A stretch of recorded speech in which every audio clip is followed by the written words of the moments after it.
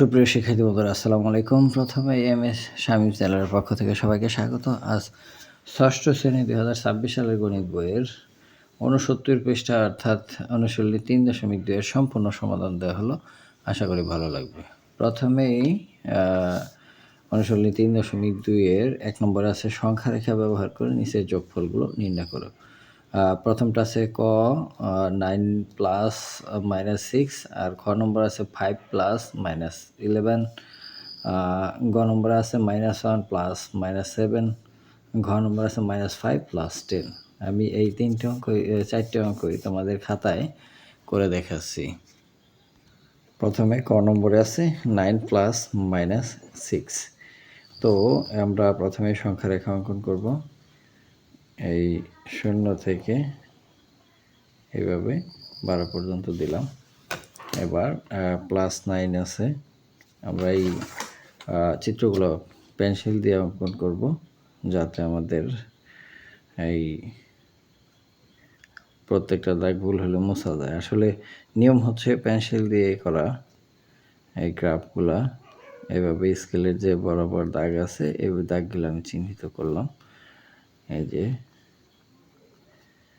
এই যে দাগ বরাবর চিহ্নিত করে নিলাম, পুরোটাই দিয়ে দেই।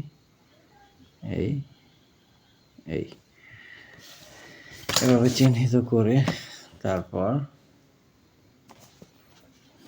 এখানে যেহেতু 9 আছে 9 ঘর ডানে যেতে হবে। এখানে এই পাশটা 0 ধরি, এটা 0, 1 2 3 4 5 6 7 8 9 10 পর্যন্ত এখানে দেই। আর এখানে 1 2 3 এখানে আর চিহ্ন দিই। তো -1 -2 -3 1 2 3 4 5 6 7 8 9 10 এরকম। এখন এখানে 0 থেকে 9 আছে, তাহলে 0 থেকে 9 পর্যন্ত যেতে হবে। তো এখান থেকে এই 9 পর্যন্ত এইটা আমরা এভাবে সিলেক্ট করে স্কেল দিয়ে আমরা একটা দাগ দিয়ে দেব। স্কেল দিয়ে এভাবে দাগ দিয়ে এখানে একটা অ্যারো চিহ্ন দিয়ে দেব। অ্যারো চিহ্ন দেওয়ার পর 9 পর্যন্ত গেল, এটা 9 পর্যন্ত গেছে প্লাস এখানে -6। এখান থেকে আবার বাম দিকে কয় ঘর আসতে হবে? 6 ঘর। তাহলে 1 2 3 4 5 6, তাহলে এই 6 পর্যন্ত আসতে হবে। তো এই 6 পর্যন্ত যদি আমি আসি তাহলে আমাদের কি করতে হবে? এখান থেকে এখানে আবার এইভাবে অ্যারো দিতে হবে। অর্থাৎ এখানে ছিল 9 +9 আর এটা হচ্ছে -6। এইভাবে আমরা সংখ্যা রেখা অঙ্কন করব। এখন এখান থেকে যে রেখাটা রইল, যে বাকি অংশটুকু, এটাই হচ্ছে আমাদের সংখ্যা রেখার মান। এবার এখানে দুই পাশে অ্যারো চিহ্ন দিতে হবে। এইটা হচ্ছে কত? +3 হচ্ছে এটার মান।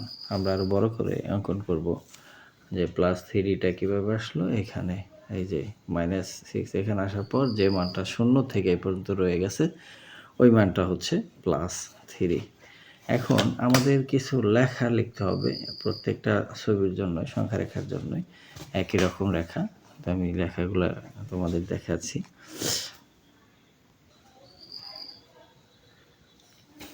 তাহলে সংখ্যা রেখাটা এরকম লিখতে হবে যে সংখ্যা রেখার উপর শূন্যবিন্দু, এই শূন্যবিন্দু থেকে 9 ধাপ ডানে গেছে, তাহলে +9 আছে। 9 ধাপ ডানে গিয়ে সেখান থেকে এখানে আবার +-6 আছে, সেখান থেকে 6 ধাপ বামে আসলে যে বিন্দুটি পাওয়া যায় তার মান +3।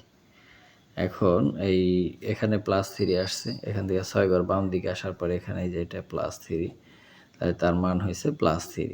তো আমরা অঙ্কটা যদি আবার ক্যালকুলেশন করি এরকম যে 9 + -6 + -6, 9 থেকে 6 গেল 3, এটাই হচ্ছে অ্যান্সার।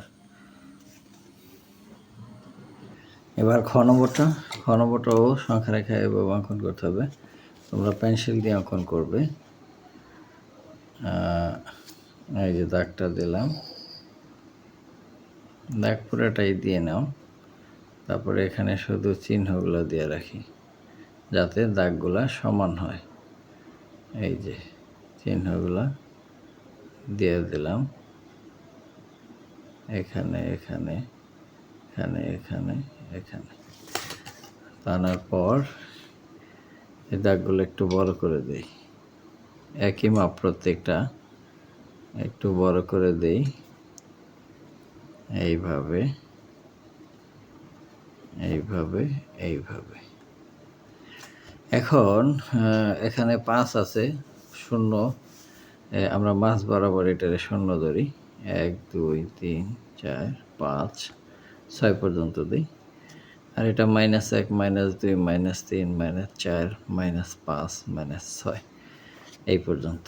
এখন আমাদের প্রথমটা আছে হলো +5, তাহলে আমাদের কি করতে হবে, এটার সাথে এই +5 এইটা দিতে হবে, এই +5, এটা হচ্ছে +5 আর -5। এখান থেকে 11 ঘর বামে, 1 2 3 4 5 6 7 8 9 10 11, এই এখানে চলে আসলো।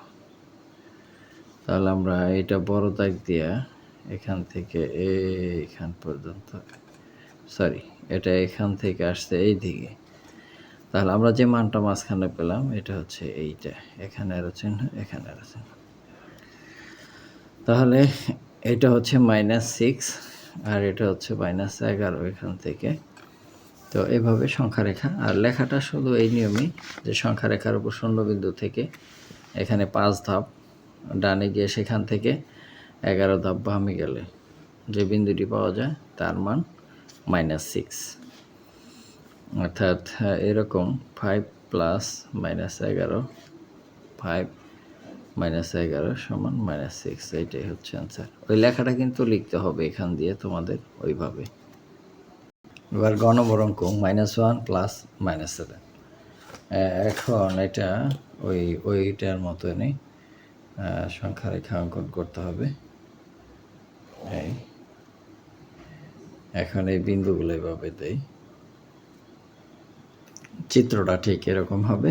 এখন আছে প্রথমে -1, তাহলে -1 এখান থেকে এখানে আসলাম, এই -1, আবার এখান থেকে -7 1 2 3 4 5 6 7 এখান পর্যন্ত, এখান থেকে এখান পর্যন্ত আবার এই। তাহলে এখন টোটাল মানটা আমাদের এই পর্যন্ত আসলো, এখান থেকে এই পর্যন্ত হচ্ছে আমাদের টোটাল মান, তাহলে এখানে হচ্ছে -8।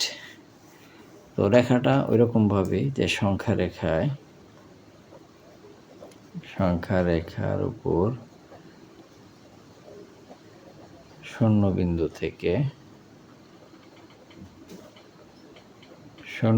থেকে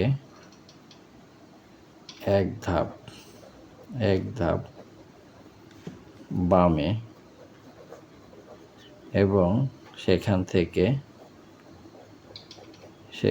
থেকে 7 ধাপ অর্থাৎ আরও 7 ধাপ বামে গেলে যে বিন্দুটি পাওয়া যায়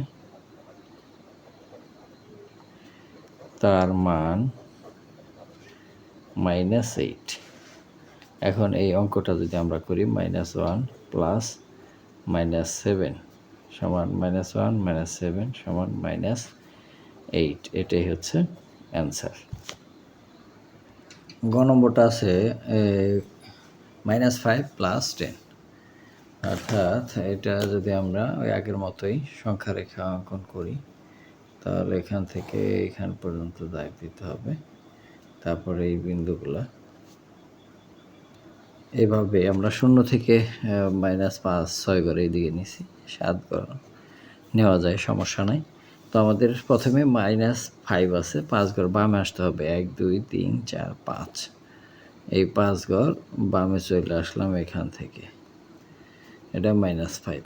আবার এখান থেকে +10, এটা তো প্লাস, তাহলে এখান থেকে ডাইনে যেতে হবে 10 পর্যন্ত, 1 2 3 4 5 6 7 8 9 10 এখান পর্যন্ত, এখান থেকে এখান পর্যন্ত, তাহলে +10 তো আমাদের যে মানটা আসলো মূলবিন্দু থেকে এই মানটা এইখান পর্যন্ত কত আসছে 5 +5, এটা হচ্ছে +5, এটা হচ্ছে আমাদের নির্ণয় মান।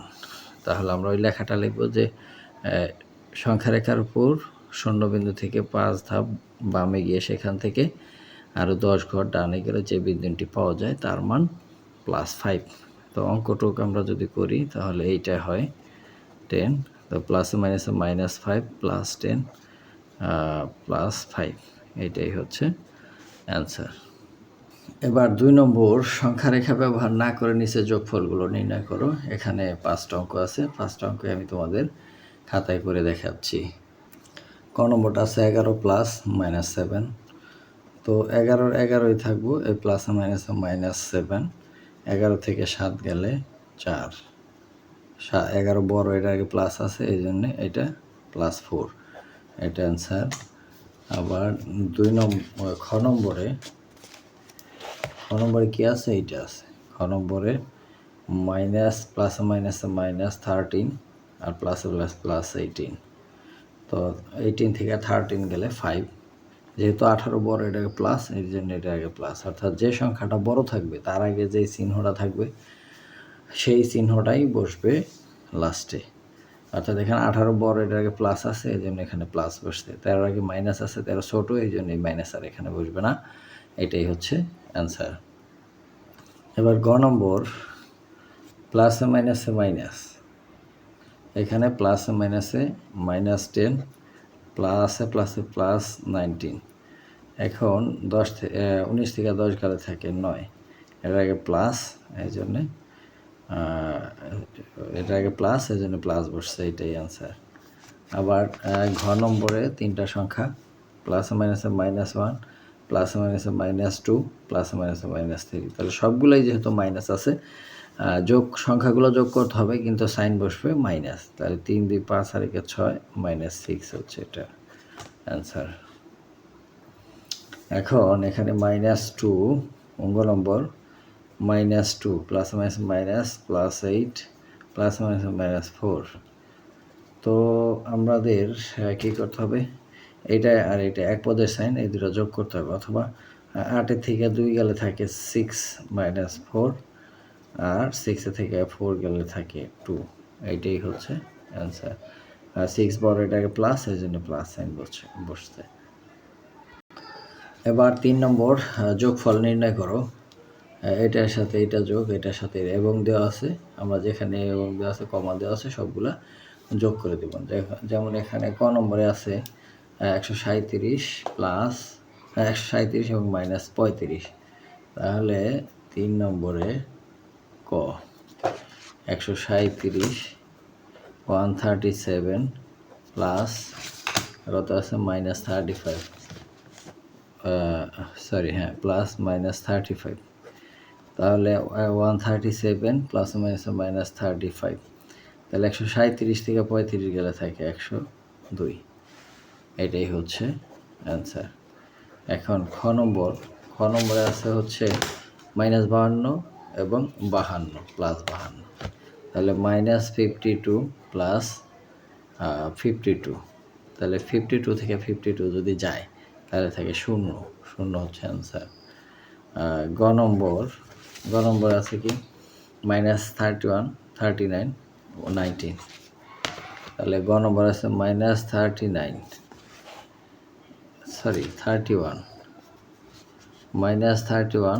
প্লাস 39 প্লাস 19 19, তো আমাদের কী করতে হবে, এই দুটো যোগ করতে হবে আগে, অথবা এই দুটো বিয়োগ করতে হবে, তারপরে এটা যোগ করতে হবে, যেভাবে করে ওইভাবেই হবে।